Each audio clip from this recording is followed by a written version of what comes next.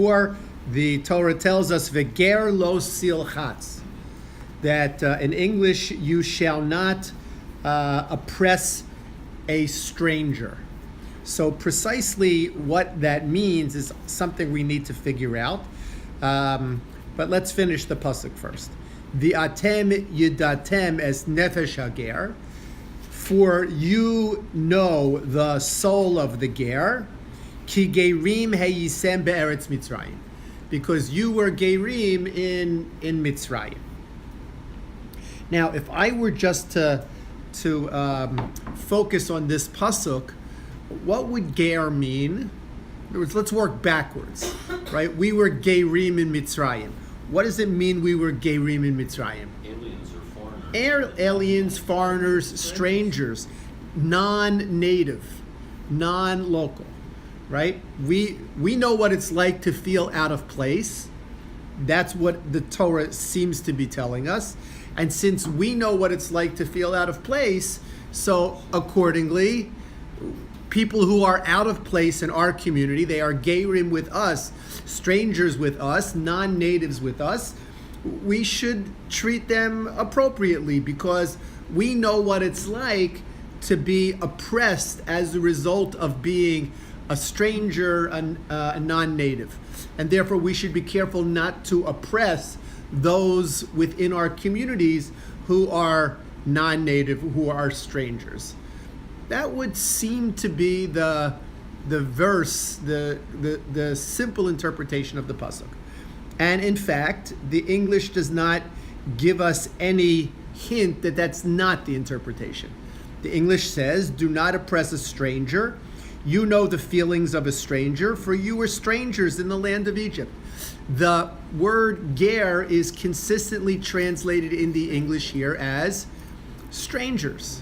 Strangers. Not how we normally translate ger. The way we in modern usage of the word ger, it means convert. So is this that usage, or is this simply stranger? From the English, from Rabbeinu Art Scroll, it seems to be that it's stranger. However, if we look at Rashi, we see that Rashi doesn't look at it exactly that way. So look at Rashi. Rashi is on the left column, 1, 2, 3, 4 lines down on page 434. The ger lo silchatz, right? You should not oppress the ger. I'm not going to translate it for now. I'm just going to say ger. You should not oppress the ger. Says Rashi, beharbe mikomos hishira Torah al ger. Al ger. In many places, the Torah goes out of its way to protect the ger, to warn us to behave in a particular way towards the ger. How will we define the ger? Let's see in a second. Mipnei, because shesuru ra. Shesuru ra seems to indicate that that he has bad tendencies. He has bad tendencies. The ger has bad tendencies. So Doesn't mean stranger anymore. So we have to be careful. In other words, Rashi is telling us in many places we have to deal delicately, carefully with the ger, because the ger has bad tendencies. What does that mean? Right? What does it mean that the ger has bad tendencies? So what it seems to be saying from Rashi is that the word ger here is not stranger the way the English translates it, but it is convert. It is convert. Previously idol worshipping or something? Previously idol worshipping, now davening 3 times a day. Okay? That ger is referring to a convert. And what is Rashi saying? Rashi is saying shesuru ra. That remember, this convert grew up in a different culture, in a world of idolatry, and if we oppress him or her, what could happen?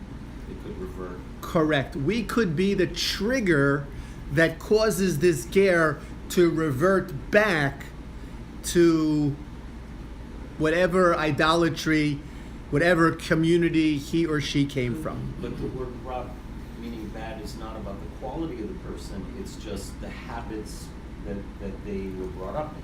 It's called- That's what Rashi seems to be saying.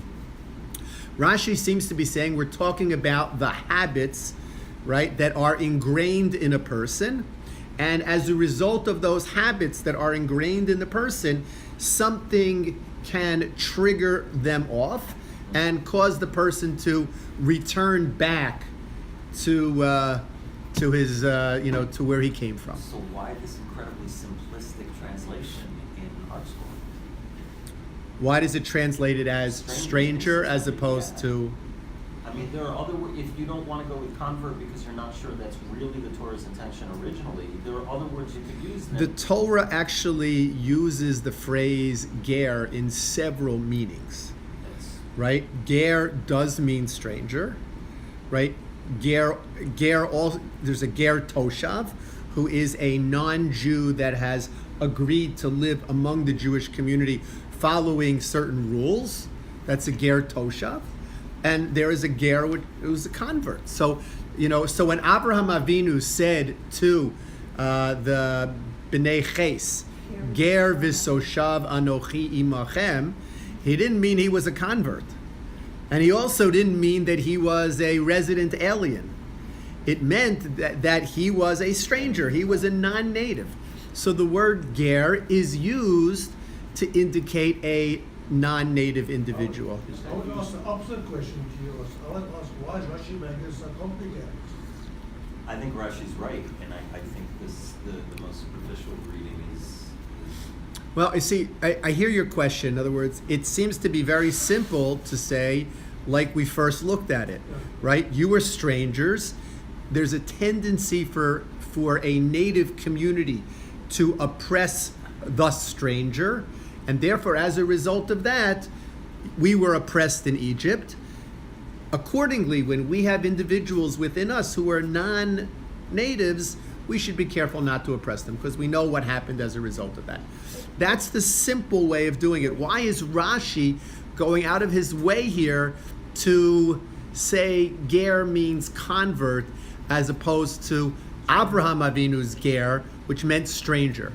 When he uses the second half of the sentence as he guarantees the Eretz Mitzrayim, that goes along with the stranger. It doesn't go along with being a convert. Well, yes and no.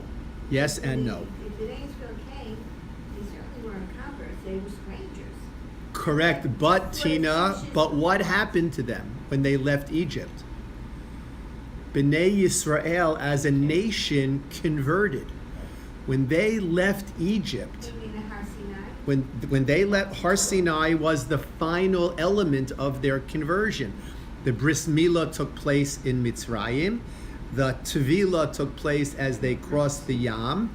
The Kabbalas Ol Mitzvos took place at Har Sinai. But they were never converted to the Egyptian idolatry.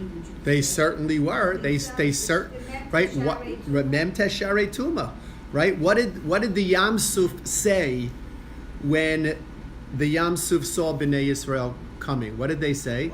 The Yam said, "Why should we split? Right? Why should we split for the Jews and submerge the Egyptians? Elu Ovdei Avodah Zarah, ve'elu Ovdei Avodah Zarah. The Jews were Ovdei Avodah Zarah, right? We were bad people. Ovdei Avodah. Not according to. Right, we were all right. We were Ovdei. We were clearly Ovdei Avodah Zarah. We were Ovdei Avodah Zarah. All right. So yes, we were, and we quote converted to become the Jewish people. No, if you want to say. That's the way you have. If you're learning Rashi as referring to a ger, which Rashi seems to be saying, then that's the way you have to explain the end of it. So the very next line jumps immediately into 6 years shall you sow your land and gather in its produce. I'm always looking at context to try to find a hint for that to me speaks more to the concept of gerim or gerus, whatever the right word is there, than simply being an alien. Why? Because it's a directive for when Bnei Israel will enter the land. It's like telling them, when you go into that land, you will be strangers. You need rules for how to relate to that land. So you're supporting the simple Which interpretation of will strangers? become yours. The second part of that is what you were saying about the Yam Suf, not just the Yam Suf, I'm sorry, the 3 steps Stages. where Bnei Israel go from being also idolaters in Mitzrayim to how the process of liberation is also a process of conversion. So that very next line is a directive not just about, meaning, I mean, there's got to be a reason for that, right? The Torah has to have a reason for saying something like, you're going to work the land for 6 years and then you're going to give it a year Of course, rest. we haven't seen it yet to understand we don't even know why the Torah is telling us this. Right. We have no idea yet. Obviously, it's going to be connected. So when we try to put all these pieces together, we'll see the connection. Up until now, the last number of weeks, we've been discussing aspects of the judicial process. So can we fit this into that context? Some of the Meforshim do. Is ger the noun that's used during the Pesach? What's used during the I can't hear you. What's used during the Haggadah? Is To- ger? I don't know. We referred to as Gerim during the Haggadah. I'm not sure. I don't think so. Yeah, well, that's right from here. I mean, that's this pasuk. I don't know that we're referred to as Gerim at all in the Haggadah. I might be wrong, but I don't recall offhand that we are. But, I mean, clearly the first interpretation, the seemingly simpler interpretation, seems to work better with what we were in Egypt. Because even when we became converts, we didn't become converts until we left Egypt, right? So the Torah doesn't say, right, that you should not oppress the ger, ki gerim hayisem b'yetzias Mitzrayim. It says ki gerim hayisem be'eretz Mitzrayim. You were gerim in Eretz Mitzrayim. And they still had the tradition of bris milah, they did in Mitzrayim. No, they stopped, no. They stopped it? Rashi cites the Gemara. So the question is, how forceful and definitive is that Gemara? It's a very the Gemara is talking about Gerim. The Gemara in Bava Metzia is talking about Gerim, clearly. That's why Rashi. In the context of this pasuk? No, we're talking about Gerim in general. In other words, the nature of Gerim in general.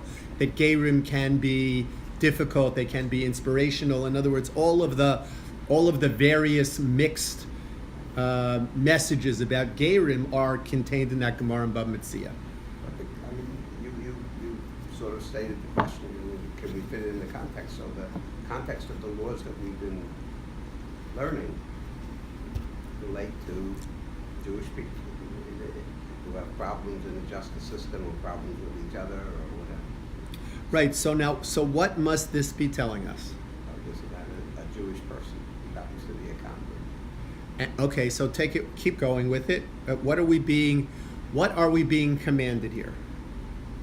Lo tilchatz. Lo tilchatz in English is translated as oppress. Lo tilchatz, do not oppress. How do we take the do not oppress a convert and put it in a judicial format, judicial proceeding? Just because a person is a ger, don't, prejudice your judgment against anyone for it. And how would we do that? I mean, the Meforshim say particularly that, and they say it in the following way. If you're a dayan and you have before you 2 litigants, one is a Jew from birth, and the other is what they call a Jew by choice. In other words, the other is a convert, right? One is a person who was born Jewish, the other was a convert. What might you as a dayan be thinking? You might be thinking to yourself, you know what, one of them is telling me the truth, and one of them isn't telling me the truth. of those two individuals, which one is more likely to not be telling me the truth? Yeah. Which one came from a background of trickery and deceit and whatever, right? Who is not bound by the laws of Torah. I might think the opposite. Well, you right? It's interesting. I might, Richard. I From might, birth to I might, seizure? I might agree with you, right? I might agree with you. But what the Meforshim are saying on this pasuk is that was not an impossible concept. That a judge might indeed look at a ger and say, you know what? I'm trying to figure out who's lying here. If I have to err on the side of one, I'm going to say probably the ger is lying because look at the background he comes from, right? Look at the background he comes from. Now, you could say quite correctly that probably all of the gerim that I know are much more diligent than many of the Jews I know, They're there by choice. right? So based on that, I absolutely hear what you're saying. But can you also hear what the Mefarshim are saying, where a dayan might be predisposed to think that? I So, hear it, but that is still no excuse because. the No judge excuse should what? Judge on the basis of the facts, not specific. Well, facts. listen, we've had a lot of things that are antithetical to how a judge should act, but nevertheless, the Torah is cautioning the judge not to act that way, right? Don't take a bribe. So judges should not even be thinking about taking a bribe, right? So, but why is it? But the Torah nevertheless tells us that. So this could be another example of that, where the Torah is saying, from a judicial perspective, the Torah is saying, listen, be careful. You have litigants in front of you. The ger who converted is considered in our tradition, according to the phrase "ketinok shenolad dami." What does that mean? He is considered, or she is considered, like a newborn baby. What does that mean? He or she is considered like a newborn baby. What? Tabla rasa, right? A clean slate, a blank slate. Okay, a blank slate. Yes, and more ways than one. In other words, a baby we know can't transgress, right? A baby a baby can do the wrong thing. A baby can, keep his or her parents up at night, and drive them crazy and whatever. But the baby doesn't transgress because we say a baby doesn't have das to transgress. So a baby is blameless. So when we say that a ger is kekatan shenola dami, one implication of that is that we now consider this ger, upon coming out of the mikveh, we now consider this ger a blank slate, meaning a clean slate. Not blank, obviously, but a clean slate. That we consider now that everything that has happened in the previous life is over there and irrelevant to us. And from now on, we start that cheshbon. Right? Anything that happened before is not part of the cheshbon. From now on, we start the cheshbon. It's like when I was a kid growing up, we had something called a do-over. Right? A do-over, right? Whatever it was, right? If there was a big debate, you had a do-over, and you resolved it easily. You just started over. So this was a ger, kekatan shenola dami. By the way, this has significant halachic implications. This phrase, ger kekatan shenola dami, has significant halachic implications for the life of a ger. So, for instance, a ger who is a person becomes a ger, that person is no longer halachically connected to his or her mother or father. So interesting, right? An interesting situation, right? Because in fact, they're not considered even halachically related anymore. Halachically related anymore. So much so that if a brother and sister would convert together, I don't mean together, I mean at the same time, they could technically marry each other because they are no longer brother and sister. Any previous relationships were dissolved in the mikveh, so they are no longer brother and sister. Of course, we don't allow them, right? We don't allow them to do that, We don't allow them to do that, but technically they could as a result of ger kekatan shenolad dami. How about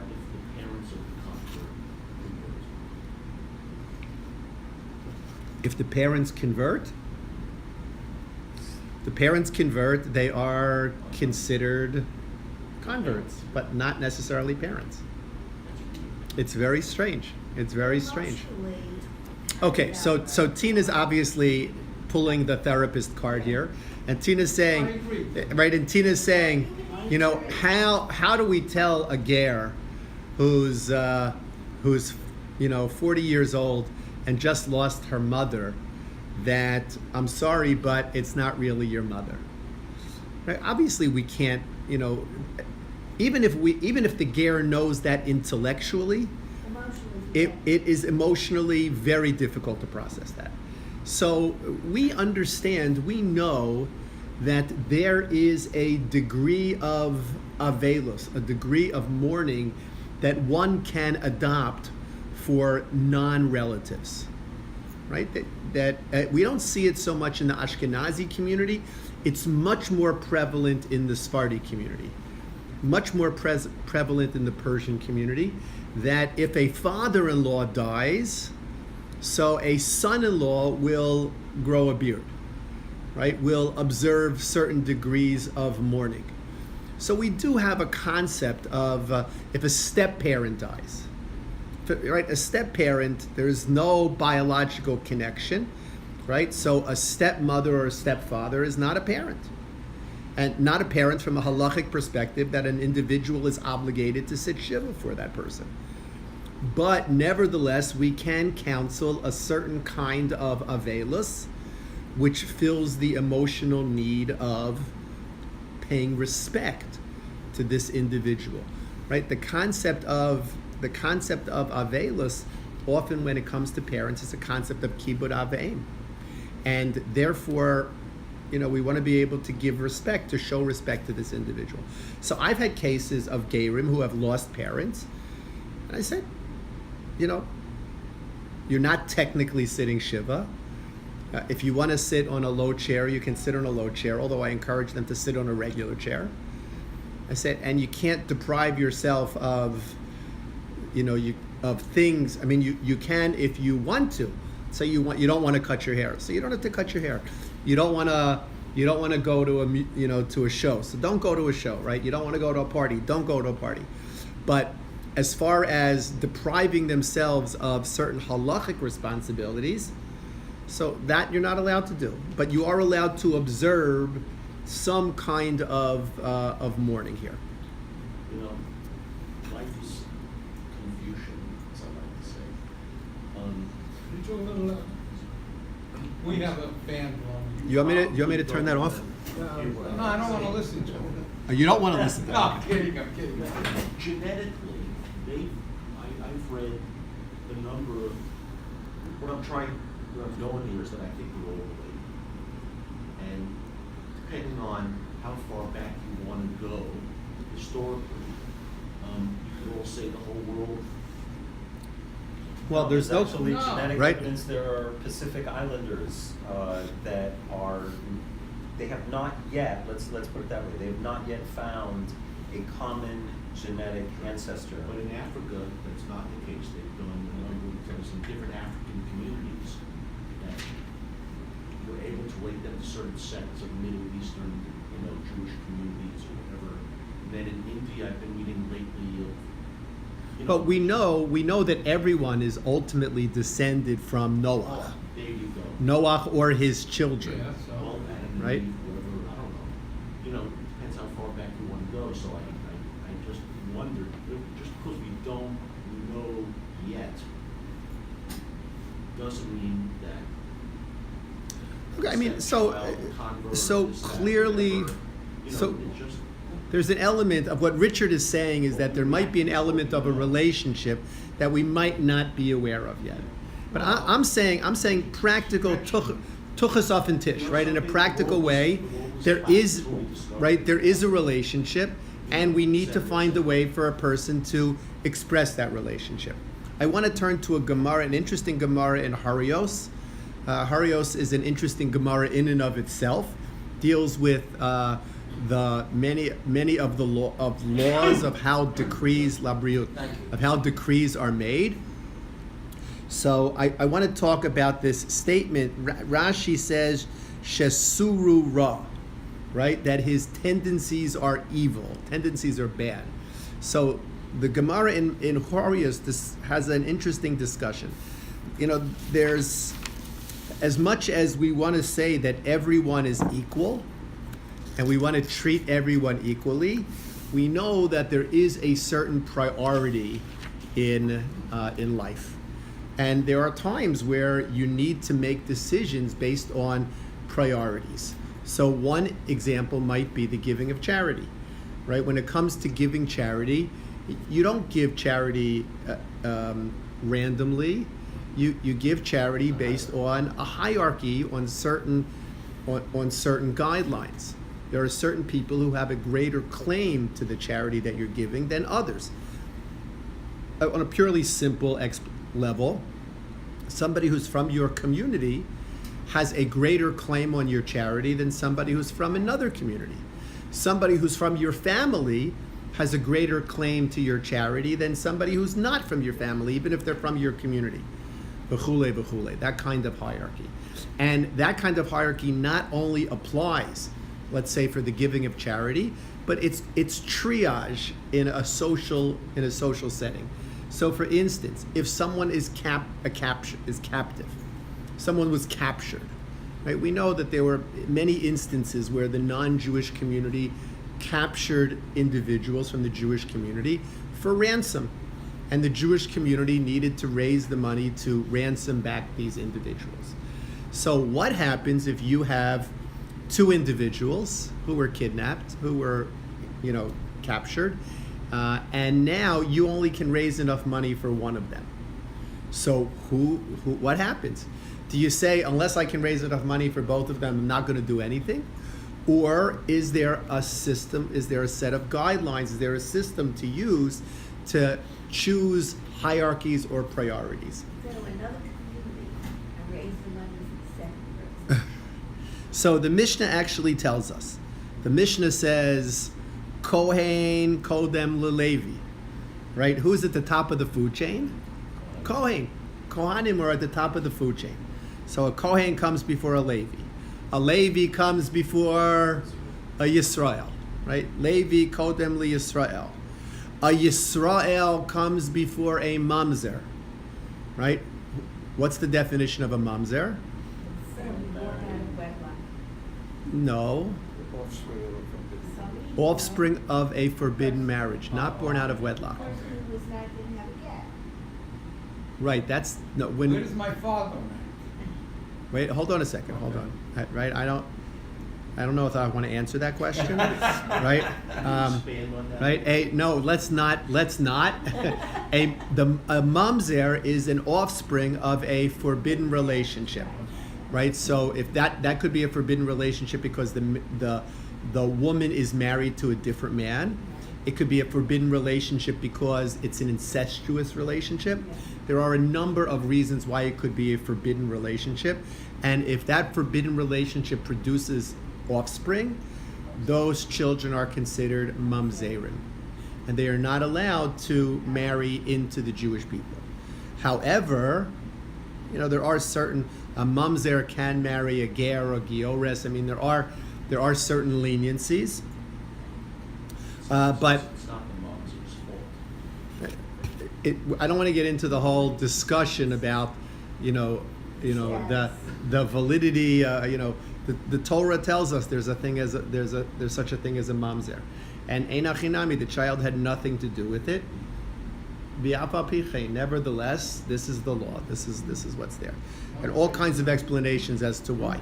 The mamzer is not at the bottom of the food chain. The mamzer comes before the nisin. Nisin. Nun, Saf, Yud, Nun. Nisin. Who was a nisin? Who were the nisinim? The people who masqueraded as Jews and then were given special consideration by David HaMelech. By Yehoshua. By Yehoshua. When Yehoshua came into the land of Israel, these were the people, these were the Gibeonites, right? The Givonim, the people from Givon, who saw the, obviously the impending message, and they came in and literally deceived Yehoshua into thinking that they were not natives of the land, but they were travelers and they wanted to enter into a covenant, and ultimately they converted. They didn't convert for the right reasons. They converted as a matter of as it was a pretense, right? That's why they converted. The Givonim, they're called the Nisinim, because Yehoshua, excuse me. You relegate them to carry the water and. Correct. Correct. That's why they have the name Nisinim, because Yehoshua, what happened? Because Yehoshua placed on them, Nasan, Yehoshua placed on them certain social responsibilities. They were the drawers of water, and they were the woodcutters. David HaMelech subsequently, generations later, forbade their marriage with a regular Jew, right? But the Nisinim come, right? You have Kohen, Levi, Yisrael, Mamzer, Nisin. But even the Nisin is not at the bottom of the food chain, right? Who comes after the Nisin? Says the Mishnah. Unisin, where am I? Says the Mishnah, Unisin comes before a ger. Unisin comes kodem lager, right? So interestingly, in the priority, a nisin is above a ger. Why? Interesting, right? Think about it, right? A nisin is somebody who converted surreptitiously, under pretense. Right. But a nisin comes before a ger. So the Gemara will go on to explain, and the Gemara will say the reason for that is because a nisin grew up in the Jewish community. Yes, it's true that the nisin did not convert for the right reasons, and used it as a subterfuge. But nevertheless, they grew up as part of the Jewish community, whereas a ger did not necessarily grow up as part of the Jewish community. How are we defining But a that ger again? contradicts. Here we're talking about ger as a convert. Doesn't that contradict that you hear that you have to be careful with them because you might trigger them to go back to their ways, their original ways? So this, to me, is an emotional trigger. It's an emotional, put down. Look, the truth is a ger is a ger. In other words, And Nisin is also a ger. right? A nisin is a ger, but here we're talking about, when we talk about nisin, we're talking about subsequent generations, not the original people who converted. So somebody who's been a nisin for many generations. Okay, that vis-a-vis a ger, the nisin is on the higher level. And the reason the Gemara gives is because the nisin grew up in the Jewish community. The nisin, so to speak, imbibed the mother's milk of the Jewish community, and the ger did not. The ger meaning the convert here. The ger did not. To generations passed Ah, so it's very interesting. So the Meforshim on this Gemara want to say that a ger's offspring, Jews. right? A ger's offspring would be above the nisin. In other words, we're only talking here about the generation that converted. The next generation would be a regular Yisrael and would have grown up in the Jewish community and would be, like a regular Yisrael, higher than even a mamzer. Okay. Now, the Nisin, I mean, the children of the Nisin grew up in the Jewish community. That's why the children of the nisin come before the ger. Yeah, But how do you compare the children of the Nisin to the children of the ger? No, so the children of the ger would be higher than the children of the nisin. Why? Because remember, what makes this is it's not why I didn't want to get right. I see what happens, right? The nisin, right? The nisin is on a higher level than the convert, because the nisin has the value of having grown up in the Jewish community, which the convert does not have. The Nisin, of course, has the deficiency of being descended from individuals who were, who converted under pretenses. And Okay? that status remains generation And that after status generation. remains. That status With remains. a ger, the next For generation. Ger, the next generation goes back to being a Yisrael, right? And that next generation is even probably on a higher level in the food chain than a mamzer, right? Than a mamzer, treated like a regular Yisrael. So it's just the generation. Anyway, I see. Scratch this, all right? By the way, the ger is not at the bottom of the food chain. There is even someone who's lower on the food chain than the ger. Is there a bottom? Yes, and who is lower on the food chain than the ger? The freed slave. The freed slave is on a lower level than the ger. Why? Because the slave, we're talking about a Canaani, right? The Canaanim were cursed. Back in the days of Noah and Ham, right? The Canaanim were cursed, and therefore they bear that curse as part of their. So even if a slave was freed, an Eved Canaani was freed, nevertheless, because he came from a cursed lineage, he's at the bottom of the food chain. So certain priorities. Why did I bring this Gemara? Not for any of those things. Right? I brought this Gemara for the following question. The question is asked, Sha'alu Talmidav es Rebbe Elazar, the Talmidim asked Rebbe Elazar, Mipnei ma hakol moshlin ba'achbarim. Why does everyone chase the mice? In other words, the Gemara is talking about, right, people who are in different social settings, right, different social levels, if you will. So who's at the bottom of the food chain from the perspective of animals? Or it says the mouse. Every animal chases the mouse, right? Cat, dog, you name it, every animal chases the mouse, Except the right? elephant. What? Except the elephant. Right? Why is the mouse so persecuted by all of the other animals? An interesting Gemara, right? Right? You imagine the Gemara is asking that question, right? Why is the mouse persecuted more than any of the other animals? And the Gemara has a reason. The Gemara gives an answer.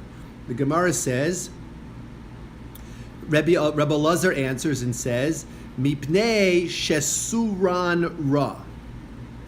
That's why I brought this. Mipnei shesuran ra. Because their innate behavior is ra, is bad. What does that mean? How does the Gemara explain that here? So the Gemara explains it.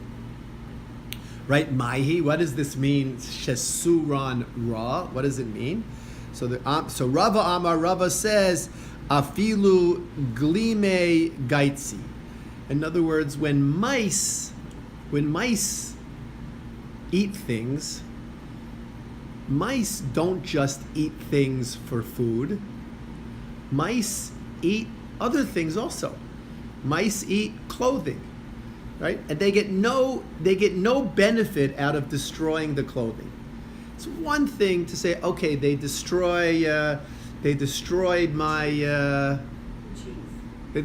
cheese, right?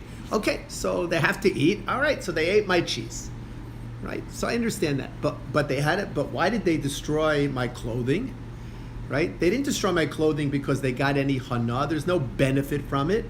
They destroyed the clothing simply because they are destructive. I thought they destroyed clothing because they used it for nesting material. That could be. I don't know. I don't think, I don't think they eat it. They Maybe it What depends about if Mickey and Minnie? clothing derived Mighty. from animal source like wool. There might be a certain, There's an interesting question, Daniel. Let's not get caught up too many in details. But what the Gemara is implying here, the Gemara is That's saying why they're persecuted. that mice have this character trait, where they will destroy things simply for the sake of destruction. I've never seen. That's- so they say, so they think. So they say, so they think, all right? Right? Could be that maybe, There's a reason that they are not. maybe animal psychologists have a different perspective. I don't know. But that's the perspective of the Gemara. The reason I brought it is because Shesuran Ra means the same expression, Shesuran Ra, is used by Rashi. And what does it mean there? Well, if we say here in this Gemara, it means that they have these terrible tendencies, right? The mice have these terrible tendencies, and that's why they have to run from everybody, because everybody's after them. Not just the housewife with the broomstick, but all of the children and the animals. Everybody's after them. But when you say shasuran ra, it means that a person has certain tendencies. The implication of this is very troubling. Yes, it is. Right? It's very troubling, because what's the implication of this?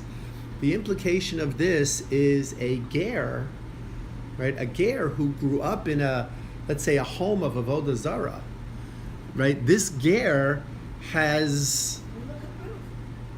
It's in you the know, system, almost like it's in their DNA. right? It's almost like this is a part of who they are, and let them go to the mikvah all they want, but this is who they are. This is how they grew up, and it's and that right. So it's a difficult. There's nowhere in the discussion, at least tonight, of any mention of quality of the individuals. Well, hold on a second. So we're not done, right? I certainly don't want to end on this. We still have some time. I don't want to end on this note, but I want to share with you a very fascinating insight of the Orach Chaim. It's not the Orach Chaim on this pasuk. It's actually an Orach Chaim on an earlier pasuk. Jump back to chapter 22, verse 20. Right, 2 pages back to 430.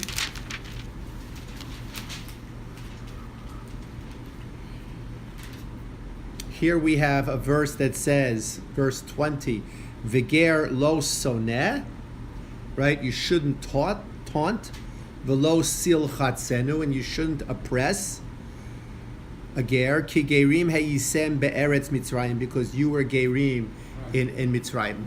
Very similar to our pasuk. In fact, we have to figure out the difference between these two psukim, what they're talking about. But here on this pasuk, the Orach Chaim has this mind-blowing comment. What does the Orach Chaim say? What is this idea of ki gerim hayisem be'eretz Mitzrayim? Says the Orach Chaim, you can't hold the background of the ger against him. The Orach Chaim says that you yourselves were ovdei avodah zarah. You yourselves were in an environment of terrible moral standing. And you nevertheless became Jewish, and as a result of that, acquired a certain status. So says the Orach Chaim, the ger is no worse than you were. In other words, you might tend to think, you know what, this person grew up in a home of idolatry. Their whole personality is at a lower level than mine. Right? I'm a Yisrael, I'm born through and through Yisrael. Right? I'm an FFB from birth. And they're, right, they used to sit and eat lobster tail, pepperoni pizza, whatever. They used to, whatever they did, right? I'm on a higher madrega. Says the Orach Chaim, chas v'shalom. Right? Chas v'shalom, we should think that. That's why the Torah says, ki gerim hayisem be'eretz Mitzrayim. Right? That just like I held you of value when I took you out of Egypt, even though you were lowlifes in Egypt, I held you of value, so too you have to hold the ger of value. So why is he on the bottom of the food chain? Next to us? No. The Gemara in Maseches Harios has to be explained over there, the Gemara in Maseches Harios. That's a very technical explanation.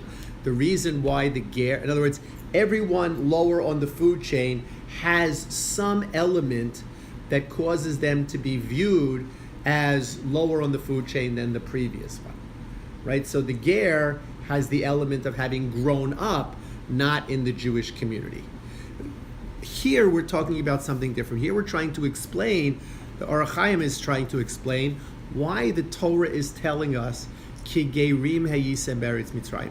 Why doesn't the Torah just say, don't oppress the ger? That was my next. Period. Why does the Torah say, don't oppress the ger? Ki gerim hayisem eretz But Mitzrayim. the generation that came out of Mitzrayim died in Bamidbar, wasn't allowed to go into Eretz Yisrael. Right, but not because of something God did. In other words, Okay, so the right? sin of the Avodah Zarah with the golden calf is kind of, it bears out that whole idea that Ger generation can't be trusted to consistently avoid what they're used Okay, to from that. so Daniel's asking you a very good question, all right? A question on the Orach Chaim, right? If the Orach Chaim is saying what we think he's saying, the Orach Chaim is saying that we dare not look at the ger as an inferior to ourselves because we were once in such a position, and Kadosh Baruch Hu nevertheless considered us chashuv and took us out and did all these miracles for us, despite the fact that we were acting in a very inappropriate way. So we shouldn't think any less of the ger. That's what the Orach Chaim seems to be saying, that we should not consider the ger inferior to ourselves. That's a very important principle. All right. As to Daniel's question, it doesn't mean that the ger doesn't have tendencies that have to be dealt with. Einachinami, it's true. That's why we're not allowed to oppress the ger. Because if you oppress the ger, what could happen? The trigger. The ger could be, could say, "I'm out of here," right? I'm going back to the way I was, right? Because those were habits, right? We have to be conscious and we have to be aware of that. But the Orach Chaim says we shouldn't think of the ger as an inferior individual, not at all. That we should consider the ger the same as ourselves. Let me just read you one line of the Orach Chaim. Hold on a second. He says that in Mitzrayim shen neshamos Yisrael atzmam hayu tevuos beklipa, right? The souls of the Jews in Mitzrayim were also, at the bottom of the pool, right? They were submersed in the shell. They were, right, tevuos, immersed in the shell. V'im kain yihye ger zeh ke'echad mikem. That you should consider this ger just like you, be'ein hevdel, without any differences. V'lazeh, and therefore lo sonuhu v'lo silchatzenu. Therefore, you should not oppress him in any way. So the Orach Chaim is taking this to a completely different level, where the Orach Chaim is saying, God's giving us a reason for doing this mitzvah, right? Don't oppress the ger, the convert, because you were once gerim in Mitzrayim. What does he have to give us a reason for? Just say, don't oppress the convert, right? Does God give us a reason for lo tirtzach, don't kill? Does God give us a reason for lo tignov? No. Does he give us a reason for lo tinaf, don't commit adultery? No. Just these are commandments that we are obliged to follow. So just say, lo silchatzes hager. Don't oppress the ger. What does it have to give us a reason? Ki gerim hiyisim. The Orach Chaim says that rationale is there to ensure not only that we don't oppress the ger, but that we don't dare consider the ger inferior to a Jew who was born a Jew. I have a question. So, if a person's a Kohen, falls in love with somebody who is a convert, is he allowed to marry her? No. So you're just contradicting yourself. What is that? Why did I contradict myself? Because if A Kohen is not allowed to marry a Gioris. right. They could Right. marry, but they lose their that the Kohen loses the status. Yeah, Tina's asked the question, are they allowed to, right? I mean, the whole different, if they do, what happens? Okay. But they're not allowed to. The Gioret is considered, right, like you just said, like part of Bnei Israel. Why shouldn't she be allowed to marry a Kohen? Because she has certain issues that are there. In other words, the same thing, a grusha, Kohen's not allowed to marry a grusha, right? Yeah. A Kohen is not allowed to marry a divorcee, That's a whole different topic. right? Kohen is not allowed to marry a divorcee. Why? What did the divorcee do that was wrong? Right. Right? So you're looking at it as if, the ger did something that was wrong. The Torah says a Kohen has a special status, and a Kohen is not allowed to marry someone who is in these other categories. If a Jew, the children are not Mamzerim. No, their children are not mamzerim. Their children are referred to as chalalim, meaning that they are non-kohanim. Their children are non-kohanim. Mike. So, question on the Orach Chaim. If the main purpose for the Ron Shalom taking the Bnei Yisrael out of Egypt was Zuchos Avos. Was what? Zuchos Avos. It was, Michael is raising the Achilles heel on the Orach Chaim, and the Achilles heel on the Orach Chaim is that, that the reason a Kadosh Baruch Hu, Parallelism doesn't work because arguably there's no Zuchos Avos. right, that the reason a Kadosh Baruch Hu took us out of Mitzrayim, despite the fact that we were Ovdei Avodah Zarah, was because that was the promise he made. That was the bris bein habesarim. That was the promise he made. That was what Michael is referring to as schos avos, which the ger doesn't have. So that is the Achilles heel of the Orach Chaim's argument, right? The Orach Chaim is not suggesting that we don't consider a ger a ger. No, you still have to consider a ger, and there are certain laws as to how you interact with this convert. Right? You have to be particularly careful not to oppress this convert. You have to be particularly careful not to judge against this convert if the facts of the case don't merit that. You have to be particularly careful in your words, in your business dealings, because of the sensitivities of this convert. Right? He gave him Ha'is and Har Sinai. Yeah. That would have been. That would have been That would have been a more easily explainable element here. Okay, we'll stop here.